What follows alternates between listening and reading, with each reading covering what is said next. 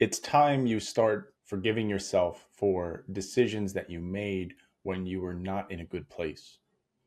I think it's human nature that we like to spend a lot of time in our head and a lot of time in the past, and we like to think about all the things that we did wrong and all the ways our life could have been better if only we had made this decision or that decision. And we hold on to regrets almost as if to punish us, but also there's some wish that we could go back in time and change things, right? And we wish that we could go back in time with the knowledge we have now so we could go back in time and do things differently.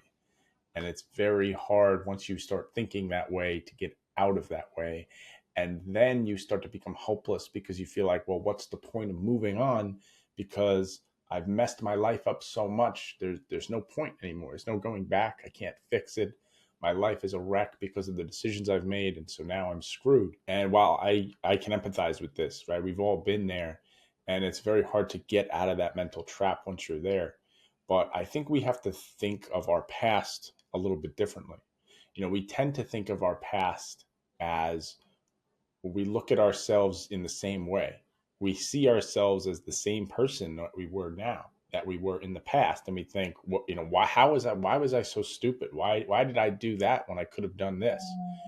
But what we don't realize is the only reason that we're where we're at right now, and the only reason we're able to see things the way we see them right now, is because of our past. And that the past person is, in a sense, a different person. We can do this more easily when there's a very significant age gap, right? Like, it's pretty easy to say, okay, well, I was 5 years old. I made a stupid mistake when I was 5 years old. I can forgive myself for that. But when you're an adult and you look back to another time in your life when you were adult, it's harder to forgive yourself, right? But the reality is you still were a different person and you still were learning. And I would also bet that you were probably going through something at the time. A lot of times, if we don't have words for things like depression or anxiety or whatever the case may be, you don't even have to give it a mental health name. You could, whatever word you want to use, we don't realize that we're in it. And then when we're out of it, we look back and we don't look at the past with the objective lens, right? So the reality is you may have been really depressed. You may have been really stressed out at a certain time in your life. And maybe you made the decisions you made out of survival. And you cannot torture yourself over decisions you made when you were in survival mode, right? Because let's say you were at a point in your life where you were really, really anxious, really, really stressed. Well, what does that mean? If you're in survival mode, that means you're going to make decisions that make sense for right now. You don't have time to think about the future because you're too stressed out right now. You have to make decisions for the right now moment. And so at that time in your life, you weren't thinking about the future because you couldn't think about the future. You didn't have time. You didn't have the luxury to think about the future. And that's another thing I think we forget is, when we're in a good place, we have the luxury to think about the future. When we're in a bad place, we do not. And if it's not anxiety, if it's depression, if you're depressed and hopeless, well, then you're certainly not going to think about the future because you can't think about the future, right? If you look back on the time in your life when you made some bad decisions and then you realize, wait, I was pretty depressed then. I was pretty hopeless. I wasn't really thinking about the future.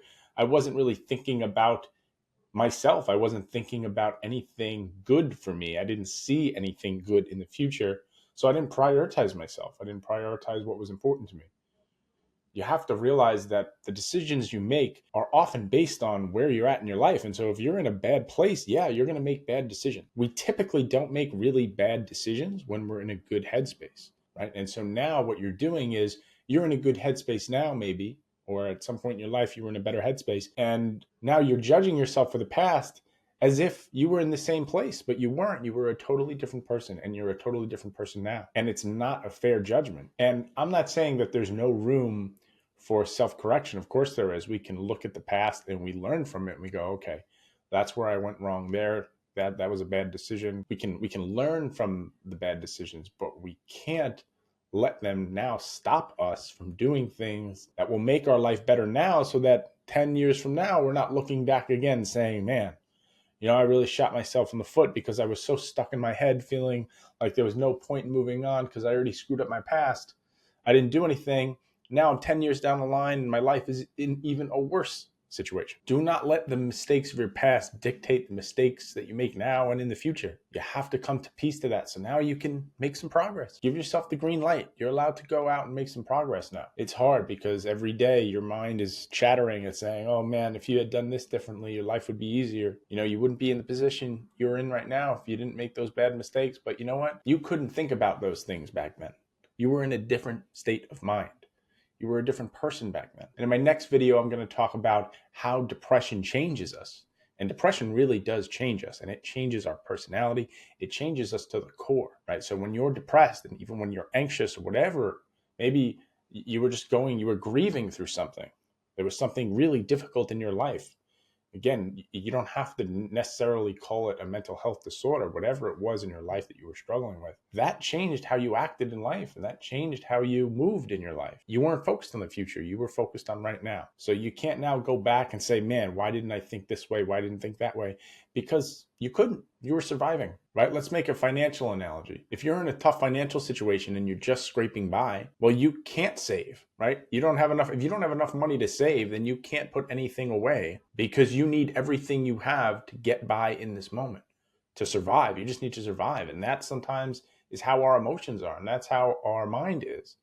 If we're not in a good place, sometimes we have to make decisions that don't make a whole lot of sense for the long term, but make sense in that moment because it helps us survive. It helps us keep going. And hey, maybe because you made those decisions, that allowed you to survive. So at least you're alive. At least you're here. And that was your body and your mind's way of preserving you so that when you get to a better place, you can start thinking about the future and you can start planning and you can start making a better life for yourself.